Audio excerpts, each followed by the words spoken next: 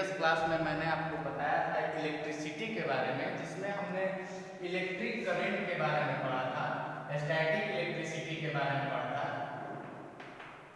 Electric current इसके बारे में जाना था कि करंट क्या होता है, rate of flow of charge is called current. ये चीजें हम लोग पढ़ चुके थे, यूनिट भी पढ़ चुका था, इसका एम्पियर, चार्ज का यूनिट कूलम्ब, टाइम का सेकेंड, या हम बोल सकते हैं कि एम्पियर इक्वल टू होता है कूलम्ब पर सेकेंड। ये सब चीजें हम पढ़ चुके थे। अब हमने आपको ये भी बताया था प्रीवियस वीडियो में चार्ज के बारे में। चार्ज क्या था? Movement of free electron is called charge. Movement of free electron is called charge. It is denoted by Q and unit of charge क्या होता है? Coulomb. Unit of charge coulomb. ये सारी चीजें हमने प्रीवियस क्लास में डिस्कस कर चुके थे। हमने ये भी बताया था कि कैसे इलेक्ट्रॉन जो है एटम के ऑर्बिट से फ्री होता है और जिसके मूवमेंट करने के कारण एटम पे चार्ज जनरेट होता है। अब आते हैं कि जब हमने चार्ज के बारे में पढ़ा, इलेक्ट्रॉन्स के बारे में पढ़ा, इलेक्ट्रॉन्स पे ये भी जाना कि इलेक्ट्रॉन्स पे नेगेटिव चार्ज होता है और प्रोटॉन्स पे पॉजिटिव चार्ज होता है। दैट मींस कि चार्ज के कितने टाइप? दो टाइप, एक पॉजिटिव, दूसरा नेगेटिव। तो इस चार्ज का कुछ कैरेक्टरिस्टिक्स भी होता है।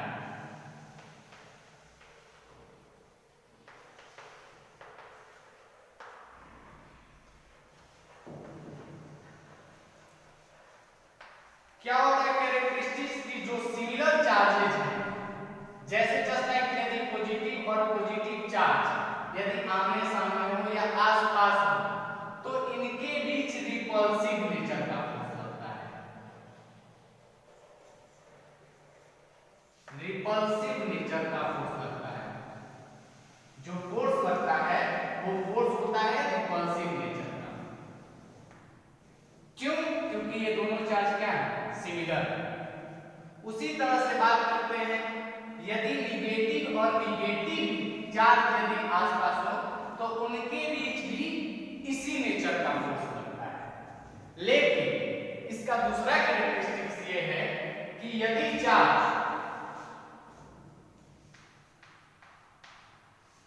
पॉजिटिव नेगेटिव हो या नेगेटिव पॉजिटिव हो, अपोजिट नेचर का चार्ज, एक चार्ज यदि नेगेटिव हो दूसरा चार्ज पॉजिटिव हो, या पहला पॉजिटिव हो दूसरा नेगेटिव हो, तो इसमें जो चार्ज के बीच में होता है वो अट्रैक्टिव नेचर का फोर्स लगता है। ये जो फोर्स लगता है वो किस नेचर का? अट्रैक्टिव नेचर का।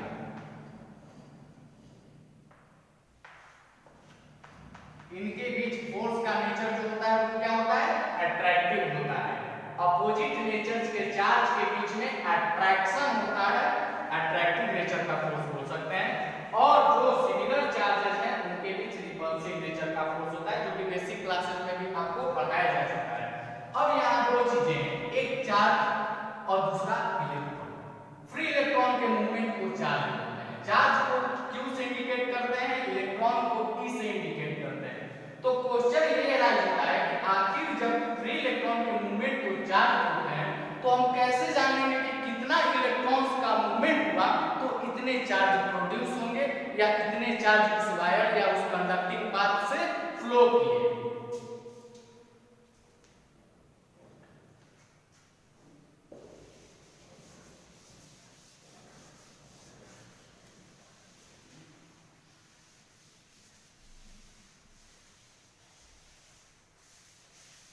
ये जो चीजें हैं इनको जानने के लिए चार्ज का यूनिट क्या होता है? सबसे पहले कूलम्ब।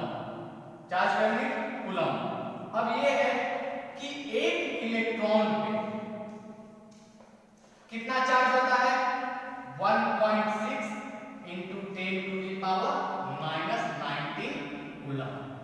चूंकि इलेक्ट्रॉन पे निगेटिव चार्ज होता है इसलिए यहाँ निगेटिव का सिंबल। ये माइनस साइन इंडिकेट कर रहा है, निगेटिव साइन इंडिकेट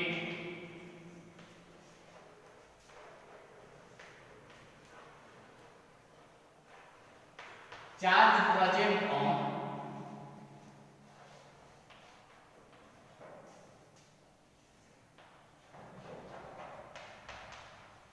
इलेक्ट्रॉन। उसी तरह सिमिलरली प्रोटॉन पे भी इतने ही मैग्नीट्यूड का चार्ज होता है, लेकिन डिफरेंस एक होता है साइनिंग का। क्योंकि प्रोटॉन पे पॉजिटिव चार्ज होता है इसलिए प्लस सिंबल, और इलेक्ट्रॉन पे नेगेटिव चार्ज होता है इसलिए माइनस का सिंबल। अब यहां से चार्ज और इलेक्ट्रॉन, दैट मींस बोल सकते हैं कि चार्ज किसका यूनिट है, कूलम किसका यूनिट है, चार्ज का। तो चार्ज और इलेक्ट्रॉन्स के बीच में एक रिलेशनशिप है, दैट मींस कि 1 इलेक्ट्रॉन इक्वल टू -1.6 × 10⁻⁻19 कूलम। और इस बेसिस पे हम जान सकते हैं, जैसे कोई conducting wire suppose that this is the conducting path और कंडक्टिंग वायर। यदि इस वायर से 2 कूलम का चार्ज फ्लो कर रहा है, कितने कूलम का, 2 कूलम का चार्ज, तो क्वेश्चन डिराइव हो सकता है कि नंबर ऑफ इलेक्ट्रॉन बताएं। नंबर ऑफ इलेक्ट्रॉन कितना, how much number of electron when 2 coulomb charge passes through this conducting path। तो यहां से सिमिलरली निकाल सकते हैं हम क्वेश्चन से, इस फॉर्मूले का यूटिलाइज करके निकाल सकते हैं कि चूंकि 1.6 × 10⁻⁻19 कूलम चार्ज होता है 1 इलेक्ट्रॉन पे, तो 1 कूलम का चार्ज होगा कितने इलेक्ट्रॉन पे, 1/1.6 × 10⁻⁻19 इलेक्ट्रॉन पे। ये चूंकि नेगेटिव पावर है ऊपर चला जाएगा, क्या हो जाएगा 10⁻19/1.6। यदि इसको हम कैलकुलेट करेंगे तो इसका वैल्यू आएगा तकरीबन 6.25 × 10⁻18। ये कितने कूलम चार्ज में है, 1 कूलम चार्ज में। 1 कूलम चार्ज में कितना इलेक्ट्रॉन फ्लो किया, इतना नंबर ऑफ इलेक्ट्रॉन, जो कि टू मच है, 10⁻18 है, दैट मींस टू मच। और उसमें भी 6.25 का मल्टीप्लिकेटिव टर्म है, तो 1 कूलम चार्ज में कितना इलेक्ट्रॉन फ्लो कर रहा है, तो 2 कूलम चार्ज में कितना इलेक्ट्रॉन फ्लो कर रहा होगा। तो दैट मींस ये क्वांटिटी मल्टीप्लाई बाय 2, 2 × 6.25 × 10⁻18। यहां पे मैं लिख दे रहा हूं स्पष्ट रूप से कि 2 कूलम में कितना हो जाएगा, 2 × 6.25 × 10⁻18 नंबर्स ऑफ इलेक्ट्रॉन। अब थोड़ा सा ये किया था, ये था चार्ज और इलेक्ट्रॉन के बीच में रिलेशनशिप, कितने कूलम का चार्ज फ्लो हुआ तो कितने इलेक्ट्रॉन इस पाथ से, इस कंडक्टिंग वायर से फ्लो किए। नेक्स्ट आते हैं टॉपिक चार्ज और इलेक्ट्रॉन्स, नंबर्स ऑफ इलेक्ट्रॉन्स में हमने रिलेशनशिप निकाल लिया। क्या निकाला कि 1 कूलम में कितने चार्ज फ्लो होते थे, 6.25 × 10⁻18 इलेक्ट्रॉन। एक रिलेशनशिप हमने पढ़ाया था इलेक्ट्रिक करंट और चार्ज के बीच में। इलेक्ट्रिक करंट क्या होता था, charge by time, that means कि यूनिट टाइम में कितने चार्ज फ्लो किए उसको इलेक्ट्रिक करंट कहते थे। जैसे अगर ये वायर है और इस वायर से आई करंट फ्लो हो रहा है, आई करंट फ्लो हो रहा है, और यदि इस ये आई करंट जो फ्लो हो रहा है वो किसके कारण फ्लो हो रहा है, क्यू चार्ज के फ्लो होने के कारण। क्यू चार्ज जो है वो t टाइम में फ्लो किया, कितने टाइम में फ्लो किया, t टाइम में, तो कितना करंट फ्लो कर रहा है, आई कूलम का। तो इन तीनों में रिलेशनशिप जो कि यहां पे क्या है, इंडिकेटेड है। अब यदि बोल दिया जाए कि करंट का यूनिट क्या होता है, एम्पीयर, मतलब किसी वायर से 5 एम्पीयर का करंट फ्लो हो रहा है, suppose that if I = 5 ampere equal to 5 ampere. This is passes through conducting part. Then how many numbers of electron passing through this wire?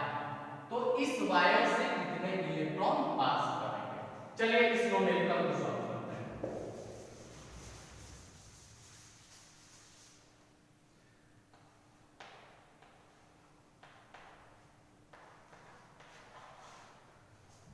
Question क्या था हमारा?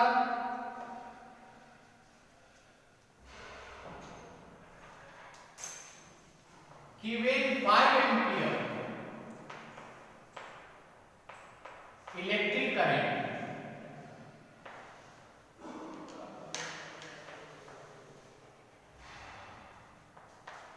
passes through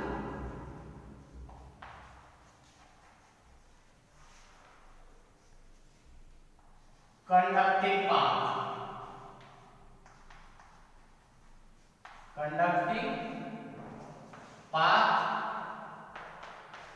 then find the number of electron passes through wire in 1 minute। थोड़ा सा question को हमने standardise कर दिया।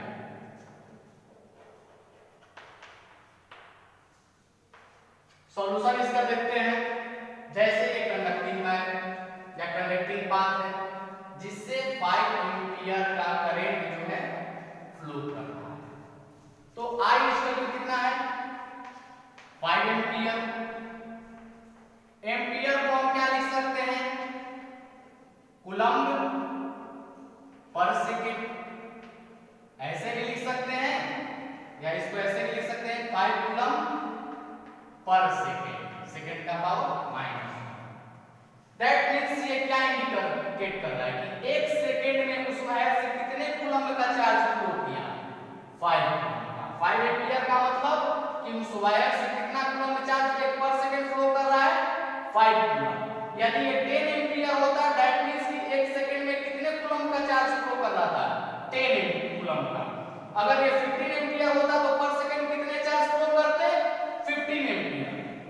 तो सिमिलरली यहाँ पे जब हमने I 5 एम्पीयर लिया तो 5 एम्पीयर लिख सकते हैं 5 कूलम्ब पर सेकेंड। दैट मींस कि 1 सेकेंड में 5 कूलम्ब का चार्ज फ्लो कर रहा है। आगे बढ़ते हैं इसमें। 1 सेकेंड में कितना कूलम्ब चार्ज? 5 coulomb charge. हमें निकालना कितना है? 1 मिनट में नंबर्स ऑफ इलेक्ट्रॉन। तो हम पहले फाइंड आउट कर लें कि 1 मिनट में कितने चार्ज फ्लो करेंगे। 1 मिनट इक्वल टू टाइम यहां गिवन है। टाइम जो है आपका बड़ा लिख दे रहा हूं। टाइम जो है आपका 1 मिनट है। 1 minute equal to 60 second.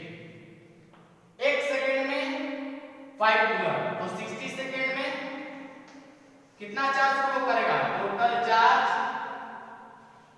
Flow through conducting path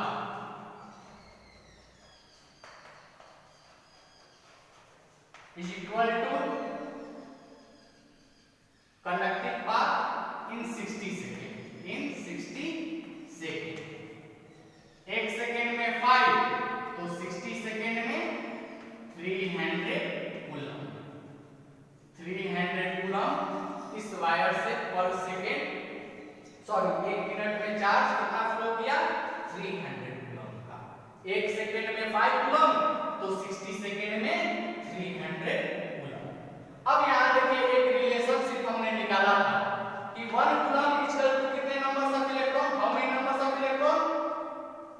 6.25 into 10 to the power 18 electron. ये नेगेटिव साइन शो कर रहा है कि इलेक्ट्रॉन पे नेगेटिव चार्ज होता है। तो 1 कूलम्ब में कितने चार्ज? तो 1 कूलम्ब में कितने electron?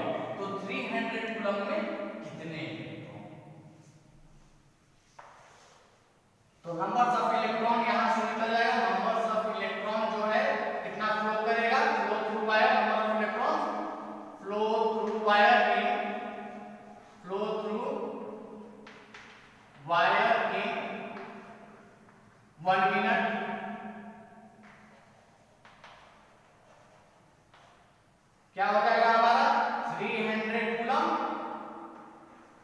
into 6.25 into 10 to the power minus 8, sorry plus 8, इतने इलेक्ट्रॉन्स जो हैं वो फ्लो करेंगे। सोच सकते हैं ये कितना ज्यादा नंबर कि यदि किसी वायर से इतना चार्ज, इतना इलेक्ट्रिक करंट फ्लो कर रहा है तो कितने इलेक्ट्रॉन्स फ्लो करेंगे? 1 मिनट में इतने नंबर ऑफ इलेक्ट्रॉन फ्लो करेंगे, जो कि काफी लार्ज नंबर है। अब आते हैं नेक्स्ट। ये तो हमने सीख लिया कि किसी वायर से यदि इतने कूलम्ब का चार्ज या इतना करंट फ्लो करता है तो कितने चार्ज उस वायर से फ्लो करेंगे या कितने नंबर्स ऑफ इलेक्ट्रॉन जो है उस वायर से फ्लो करेंगे। नेक्स्ट टॉपिक है हमारा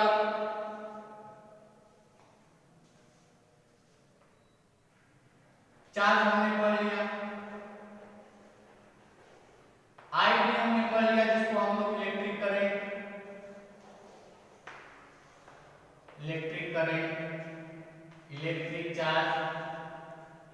इलेक्ट्रिक चार्ज या चार्ज सभी चीजें आई भी हमने पढ़ लिया। अब बचा क्या? रेजिस्टेंस। रेजिस्टेंस को हम लोग आर से इंडिकेट करते हैं, RESISTANS। ये रेजिस्टेंस क्या होता है? किसी भी वायर या किसी भी पाथ में यदि इतने large number of electron flow कर रहे हैं, जो कि काफी लार्ज क्वांटिटी था, तो सोचिए जब इतने थीन वायर में इसका थिकनेस जो है काफी कम होगा और नंबर्स ऑफ इलेक्ट्रॉन कितने उतने, जब ये इलेक्ट्रॉन्स फ्री कर रहे होंगे तो इस इलेक्ट्रॉन्स में मूवमेंट के दरमियान कुछ फ्रिक्शन जनरेट हो रहा होगा। समझ सकते हैं कि यदि कोई नली या कोई वे 2 मीटर चौड़ा है, इससे 1 सेकेंड 50% मूव करते हो और उसी 1 सेकेंड में यदि 200% मूव करे तो किसमें मूव करने में आसानी होगी? 50 वाले में या 200% वाले में? जाहिर सी बात है कि 2 मीटर की चौड़ाई है तो 200 वाले में प्रॉब्लम होगी, क्योंकि यहाँ नंबर ऑफ पर्सन क्या होगा? ज्यादा होगा, कोलिजन पर्सन के बीच में ज्यादा होगा, रुकावटें ज्यादा होंगी, बाधाएं उत्पन्न होंगी, रेजिस्ट होगा मोशन। तो उसी तरह सिमिलरली जब इतने लार्ज नंबर ऑफ इलेक्ट्रॉन किसी वायर से फ्लो करता है तो एक रेजिस्टेंस क्रिएट होता है जो कि इस इलेक्ट्रॉन्स या इस चार्ज के मोशन को अपोज करता है। तो रेजिस्टेंस क्या हो गया कि resistance is defined as resistance is defined as resist the motion of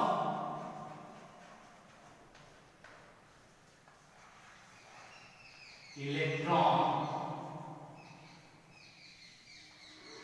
ये इलेक्ट्रॉन लिखा हुआ है, और motion of charge. Just like friction की तरह कि कोई सरफेस पे कोई ऑब्जेक्ट चलना स्टार्ट करता है तो एक अपोजिट नेचर का फोर्स लगता है जो कि उसको मूव करने में रेजिस्ट करता है। सिमिलरली इलेक्ट्रॉन्स या चार्ज को के मोशन को जब कोई रेजिस्ट करता है उस चीज को हम क्या बोलते हैं? वो थिंग्स क्या कहलाता है? Resistance. Resistance is defined as resist the motion of electron or motion of charge, और बोल सकते हैं कि movement of electrons या movement of charge। अब ये है कि रेजिस्टेंस को किससे इंडिकेट करते हैं? तो रेजिस्टेंस को R से डिनोट करते हैं। Resistance is denoted by R। Resistance is denoted by. दूसरा इसका यूनिट क्या होता है? ये अलग है, ये यहीं से भी।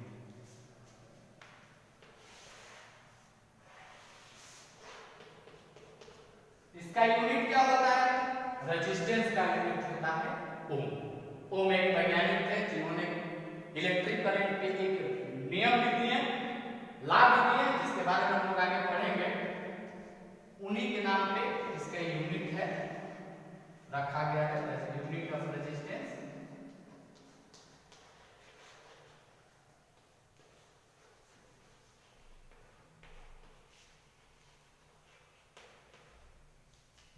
को ओम बोलते हैं, OH M। क्या बोलते हैं? OH M। इसका सिंबल होता है, ये इसका सिंबल होता है। अगर क्लियर नहीं दिख रहा हो तो यहाँ मैं बता दे रहा हूँ कि ओम का सिंबल ये होता है, इसको हम बोलते हैं ओम। आपको यू को उल्टा लिख देना है, सपोज दैट एन टाइप का, और दोनों तरफ ऐसे साइन बना देना, ये ओम है। तो रेजिस्टेंस का यूनिट क्या होता है? ओम। रेजिस्टेंस हमने पढ़ लिया। रेजिस्टेंस जो है, जो मोशन इलेक्ट्रॉन या चार्ज के मोशन को रेजिस्ट करे, रेजिस्टेंस जिसका यूनिट इसका ओम। इलेक्ट्रिक करंट पढ़ लिया, यूनिट एम्पियर। इलेक्ट्रिक चार्ज पढ़ लिया, यूनिट कूलम। अब एक और चीज है, बचता है भी, जिसको हम लोग बोलते हैं पोटेंशियल, या आगे टर्म में ये पोटेंशियल डिफरेंस के फॉर्म में आएगा। पहले पोटेंशियल जानेंगे, उसके बाद पोटेंशियल डिफरेंस समझेंगे। चलिए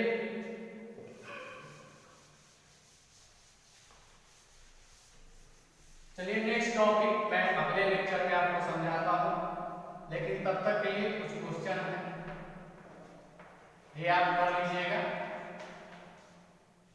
right the definition of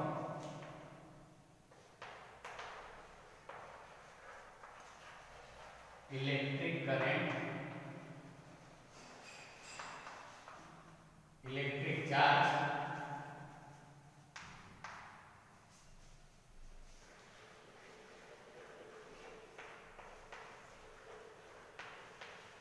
resistance.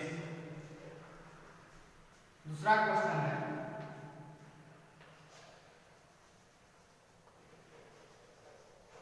What do you mean by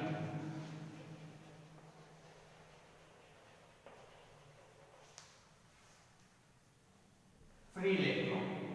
free electron.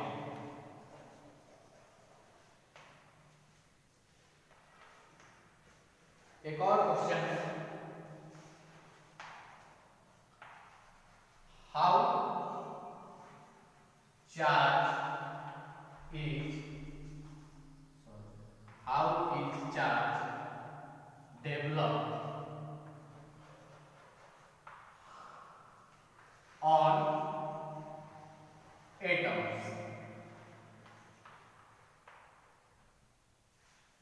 चलिए थैंक यू। कोई क्वेरी हो आप कमेंट में करें, क्वेरी का आंसर मिलेगा। धन्यवाद बच्चों। इस टॉपिक जो हमने अभी पढ़ाया उसको आप फेयर कॉपी में जरूर नोट करें, और नेक्स्ट लेक्चर में मैं आपको potential difference, Ohm's law, resistor, combinations of resistor, इन सब टॉपिक्स के साथ मैं मिलूंगा। लेकिन इसको आप फेयर कॉपी में जरूर से नोट करें, और साथ ही साथ